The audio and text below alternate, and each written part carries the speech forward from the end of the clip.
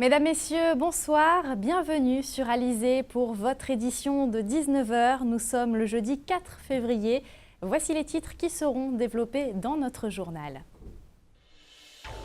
À un mois, jour pour jour du premier tour de la Coupe Davis, la précieuse terre battue est arrivée en Guadeloupe pour être posée au Vélodrome de Gourdeliane.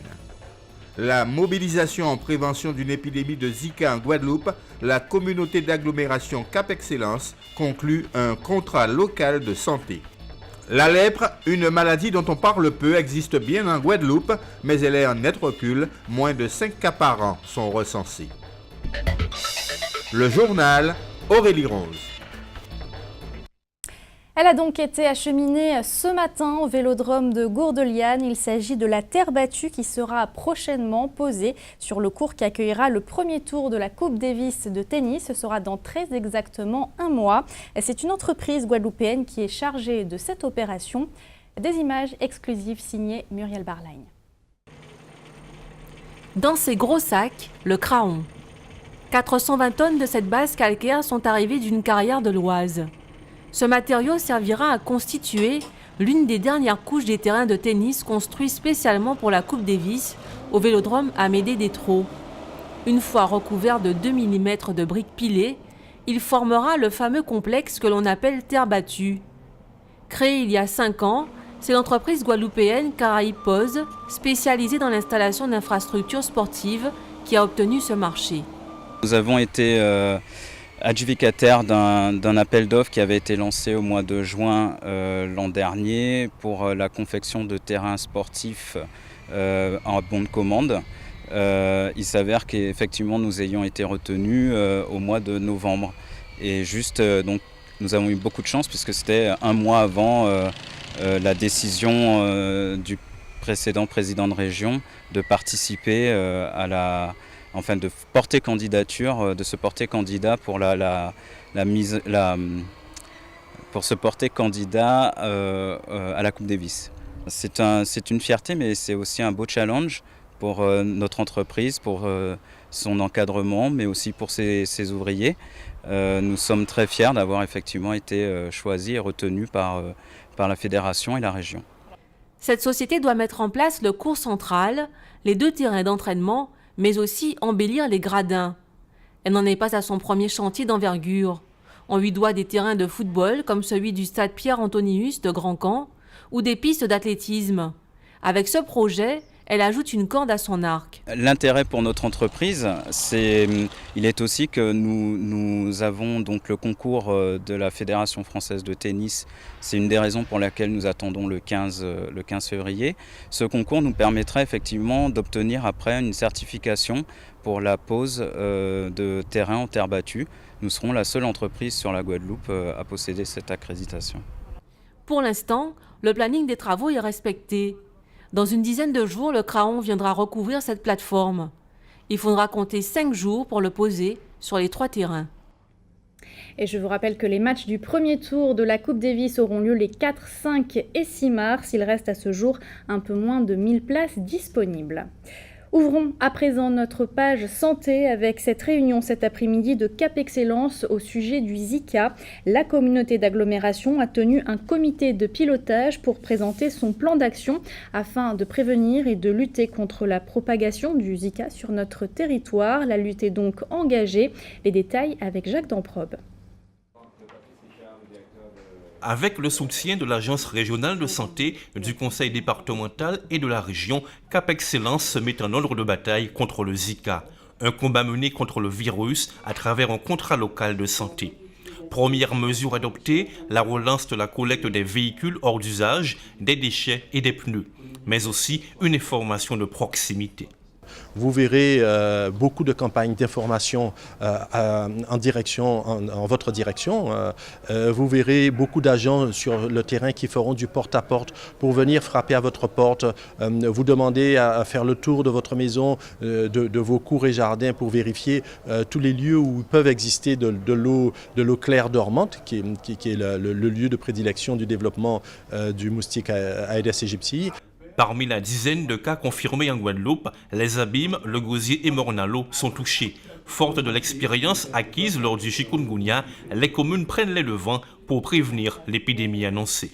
C'est ainsi que nous avons mis en place un groupe constitué de bénévoles qui sont des agents de la ville, qui sont par exemple, la semaine dernière, ils ont fait du porte-à-porte, ils se sont rendus chez l'habitant de manière à faire l'éducation de la population, à faire de la prévention, à distribuer des flyers, à regarder ce qui n'allait pas, que ce soit au niveau de leur gouttière, que ce soit au niveau des bacs à fleurs.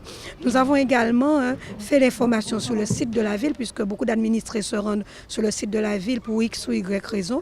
Et là aussi, nous avons profité de ce site-là pour pouvoir informer la population sur le Zika. Qu'est-ce que c'est? Comment on a le Zika? Surtout, quelles peuvent être les conséquences du Zika pour les femmes enceintes? Nous avons également utilisé les foyers, ce qu'on appelle les maisons de quartier également, pour pouvoir faire de l'information. Les Guadeloupéens sont prévenus, à cause du moustique, il faut se méfier de l'eau qui dort. Et concernant l'épidémie de Zika, notez qu'un premier cas de femme enceinte atteinte du virus a été détecté en Europe, plus précisément en Espagne. La patiente de 41 ans avait séjourné en Colombie. Santé toujours avec le CHU de Pointe-à-Pitre qui organisait aujourd'hui une journée d'information sur la lèpre. Cette maladie de la peau a beaucoup régressé en Guadeloupe. Quelques cas sont tout de même recensés. Il faut donc rester vigilant comme nous le détaille Muriel Barline. La maladie de Hansen, plus connue sous le nom de lèpre, est en nette régression dans le département. Elle est à l'état endémique. Mais le centre de lutte anti-hansénienne invite la population à rester vigilante, d'où la mise en place d'une journée d'information.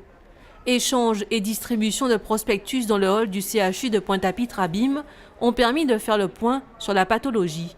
C'est une maladie qui se manifeste souvent par des taches sur la peau. Il peut y avoir aussi une forme nerveuse parce qu'elle peut atteindre aussi les nerfs. Donc elle se manifeste par des taches sur la peau qui sont un peu plus claires que le reste de la peau. Et ce sont des taches qu'on va surtout trouver sur les parties supérieures du corps, c'est-à-dire le visage, les membres supérieurs, les membres inférieurs et parfois aussi les paumes des fesses. La transmission de la maladie est interhumaine par le nez. Le temps d'incubation est très lent, entre 5 et 10 ans, voire 30 ans. Grâce aux avancées de la lutte anti-lépreuse, il n'y a plus de dépistage systématique depuis 2014. Moins de 5 cas par an sont recensés depuis plusieurs années. En 2015, aucun nouveau cas n'a été trouvé. La lèpre est une maladie dont on peut guérir. Alors elle se soigne effectivement très bien. Elle se soigne par des antibiotiques qui sont très efficaces. Alors, s'il s'agit d'une forme contagieuse, le traitement sera constitué de 3 antibiotiques. Si c'est une forme non contagieuse, il sera constitué de 2 antibiotiques. Alors, ces antibiotiques sont efficaces. C'est une polychimiothérapie qui est en vigueur depuis les années 80 et c'est très efficace. Effectivement, les malades guérissent avec ce traitement. Créé en 2006 au service des maladies infectieuses de l'ancien hôpital Ricou, le centre de lutte anti-hansénienne se charge entre autres de traiter la maladie. Les personnes sont soignées en ambulatoire. Le traitement est long. Il faut compter 2 ans pour la forme contagieuse et 6 mois à 1 an pour la forme non contagieuse. On va parler économie maintenant puisque depuis lundi, l'ADI, l'Association pour le droit à l'initiative économique, organise sa semaine du microcrédit. C'est dans ce cadre qu'était donc organisé ce matin un village des créateurs aux Abîmes, une rencontre entre des chefs d'entreprise et des porteurs de projets. Le reportage d'Anne-Elisabeth Artsen. Afin de valoriser le savoir-faire des chefs d'entreprise accompagnés par la ville des Abîmes et l'ADI, un village de créateurs a été mis en place ce jeudi. Alors sur le territoire de la ville des Abîmes, il y a un grand nombre de porteurs de projets, un grand nombre d'entreprises, essentiellement des TPE. Donc aujourd'hui, depuis environ 2-3 ans, le maire renforce son action sur le territoire, donc au niveau des chefs d'entreprise et des créateurs de projets. Donc il s'agit pour nous de les accompagner, de les informer, de les orienter sur comment financer, comment créer, comment développer leur activité. Pâtissière depuis plus de 20 ans, Micheline est de retour sur sa terre natale depuis 2014. Elle a contacté l'ADI pour mener à bien son nouveau projet professionnel. Finalement, un dossier de financement a été mis en place pour l'obtention de 2 chambres froides. Et là, en ce moment, je suis en train de terminer mon labo qui j'espère ouvrira normalement, si tout se passe bien, en septembre 2016. Alors, par la suite, je vais pouvoir donner des ateliers, c'est-à-dire des cours pour enfants, jeunes adolescents, parce qu'il y a beaucoup de talents, comme on dit en Guadeloupe. Et par la suite, je voudrais faire un salon de thé qui proposera aussi bien des pâtisseries françaises que des pâtisseries issues de la transformation de nos produits locaux. Et ensuite développer un espace beaucoup plus large où je pourrais accueillir des intervenants étrangers qui seraient amenés à venir donner aussi des cours ici en Guadeloupe. L'ADI accompagne les porteurs de projets tout au long de leur création d'entreprise. Ce village des créateurs témoigne donc du travail effectué par la structure et permet aussi au grand public d'y avoir accès. Cette année, on s'est dit pourquoi pas donner la parole à nos clients, parce que qui mieux qu'un client peut témoigner de l'accompagnement et du financement qu'il a bénéficié par le biais de l'ADI. Donc avec le soutien de nos créateurs, nous avons décidé d'organiser ce village afin de vraiment montrer plus que bien au-delà des beaux discours ce que l'ADI est en mesure de faire. Nous avons commencé à 9h. Dès 9h, nous avons reçu 5 clients qui étaient en demande d'informations, de conseils sur le financement. Donc je pense que c'est une activité qui est complètement pérenne. Je pense que ce dispositif, ce concept en tout cas, sera très intéressant. Et pour l'ADI, évidemment, pour la ville des Abîmes et pour les personnes qui sont en demande d'insertion professionnelle. Des bijoux aux produits pour cheveux naturels ou encore de l'artisanat. Ce village de créateurs réunit tous les corps de métier ayant bénéficié de microcrédits pour leur création d'entreprise. On en vient à l'actualité dans notre grande région de la Caraïbe. Il est encore question ce soir du Zika au Brésil, mais aussi de la condamnation des meurtriers de 2 Françaises en Argentine. Et puis, plus légèrement, vous découvrirez quelle est la chanson qui fait un tabac en ce moment en Haïti. Voici la Minute Caraïbe. Le Brésil est le pays le plus touché par le virus Zika, avec près de 2,5 millions de cas, selon l'OMS. 400 cas de microcéphalie liés au virus ont été confirmés et 3670 cas suspects sont en cours d'examen. Actuellement, les Brésiliennes ne peuvent interrompre leur grossesse qu'en cas d'anencéphalie, malformation congénitale du système nerveux central, de grossesse due à un viol ou de risque vital pour la mère. Dans la plupart des pays d'Amérique du Sud, l'interruption de grossesse n'est autorisée qu'à certaines conditions. C'est notamment le cas au Brésil. Mais un groupe d'avocats, d'intellectuels et d'activistes brésiliens prépare actuellement une proposition de loi pour que la Cour suprême autorise l'avortement en cas de microcéphalie du fœtus. La prolifération du virus Zika relance le débat sur la légalisation de l'avortement en Amérique du Sud, très réfractaire à cette mesure. La justice argentine a condamné en appel à la perpétuité 2 des 3 accusés du meurtre de 2 Françaises en Argentine en 2011. Il s'agit de 2 guides du parc de San Lorenzo où les 2 jeunes femmes ont été retrouvées mortes. Un 3e homme a été acquitté, faute de preuves. Cassandre Bouvier, 29 ans, et Ouria Moumni, 24 ans, 2 étudiantes en sociologie, sont mortes en juillet 2011 lors d'un séjour dans la région de Salta où elles s'étaient rendues après avoir participé à un colloque à Buenos Aires. Les 2 Françaises ont été surprises par leur bourreau le 15 juillet 2011 dans la quebrada des San Lorenzo où elles étaient entrées à l'heure où les promeneurs quittent habituellement le parc. Les corps seront retrouvés 2 semaines après leur disparition. Selon l'étude balistique, Cassandre Bouvier a été abattue d'une balle dans la tête alors qu'elle était à genoux. Ouria a été atteinte d'une balle dans le dos. Le double meurtre a eu, à l'époque, un grand retentissement en France et en Argentine. Les meurtres de femmes sont tellement communs en Argentine comme en Amérique latine qu'ils portent un nom, féminicide, inscrit dans le code pénal dans plusieurs pays et sont punis plus lourdement que le meurtre d'un homme.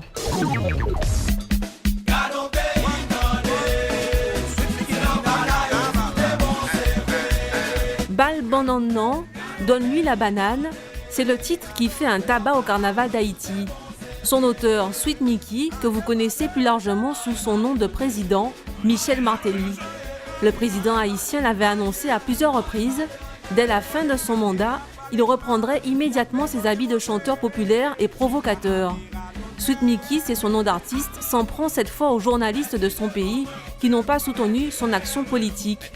Ses propos sont injurieux, au point où le président de l'Association nationale des médias demande à ne pas diffuser son titre. Mais Bal Bandanan est déjà le tube phare du vidé haïtien. Toute la question est de savoir si on retrouvera Sweet Mickey déhanché sur les chars du carnaval, comme il en a l'habitude. Allez, plus sérieusement, cette date historique aujourd'hui, le 4 février 1794, était voté le premier décret d'abolition de l'esclavage dans les colonies françaises. Il sera appliqué seulement en Guyane et en Guadeloupe, mais pas en Martinique et à Tobago. Le décret mettant fin à l'esclavage sera finalement abrogé par le premier consul Napoléon Bonaparte en 1802. Il faudra attendre le 27 avril 1848 un décret signé par Victor Schœlcher pour mettre un terme définitif à l'esclavage dans les colonies françaises. Un mot de sport avec du rugby. Il sera aligné samedi normalement face à l'Italie pour le tournoi des 6 nations. Le jeune Guadeloupéen Jonathan Danty, qui évolue au Stade français, a été appelé par le sélectionneur Guy Novès pour débuter donc ce tournoi. Samedi, il endossera peut-être pour la première fois le maillot bleu. Culture, la 11e édition du mois de l'Afrique se poursuit un peu partout en Guadeloupe depuis maintenant quelques jours. À partir de demain et jusqu'au 22 février, vous pourrez découvrir à Pointe-à-Pitre l'exposition intitulée « Musique noire et mémoire ». Plusieurs artistes guadeloupéens se sont exprimés sur ce thème. Visite en avant-première avec Anne-Elisabeth Artsen. La musique s'expose durant le mois de l'Afrique sous le thème « Musique noire et mémoire ». Yessou est graffeur. Il a tout de suite adhéré au projet. On m'a proposé de participer à ce projet par rapport à l'association Cali Art dont je fais partie à l'heure actuelle. Donc c'était vraiment une belle occasion en fait de se rencontrer avec d'autres artistes, de rencontrer d'autres techniques, puisque moi là-bas c'est surtout le mur et la bombe aérosol. Donc par rapport à ce thème qui est très intéressant et très motivant, le mois de l'Afrique, c'était vraiment une belle chose et une belle synergie à mettre en place. Cédric Boucard, artiste sculpteur, fait aussi partie du collectif qui participe à cette exposition. Ce thème l'a fortement inspiré. En fait, c'est vrai qu'on est un collectif qui a réussi à rassembler une vingtaine d'artistes de tous bords, donc des plasticiens, des sculpteurs, des performeurs. Et c'est vrai, ils sont tous réunis sous le thème de musique noire et mémoire. Donc thème quand même très enrichissant et inspirant qui fait que justement on a même dû refuser certains. Alors c'est vrai que pour ce thème je me suis beaucoup plus axé quand même au niveau créatif pictural sur la musique qui m'est très cher puisque la création elle va de pair avec la musique en ce qui me concerne. Donc c'est de la pure inspiration, c'est de la quintessence. Donc c'est vrai que j'ai présenté 3 œuvres qui traite de ce thème. Et puis concernant la sculpture, on est plus dans l'orientation de la mémoire. L'exposition Musique noire et mémoire est gratuite et ouverte au public du 5 au 22 février à la salle d'exposition de la BDAF, place de la Victoire. Avant de se quitter, on va regarder ensemble la couleur du ciel pour demain matin en Guadeloupe. Le soleil sera au rendez-vous sur l'ensemble de notre archipel. Les températures, elles, seront comprises dans la matinée entre 24 et 26 degrés. C'était le journal de la rédaction. Merci de votre fidélité. Dans quelques instants, vous allez retrouver votre rendez-vous sportif quotidien Minute Sport préparé par Éric Pommier. Vous retrouverez ensuite le journal de TF1, les pronostics hippiques de Prévert-Mayengo. Votre soirée sur Alizé, ce sera un épisode de Camping Paradis. Pour ma part, je vous donne rendez-vous demain à 12h30 pour toute l'actualité locale et régionale. Excellente soirée sur Alizé.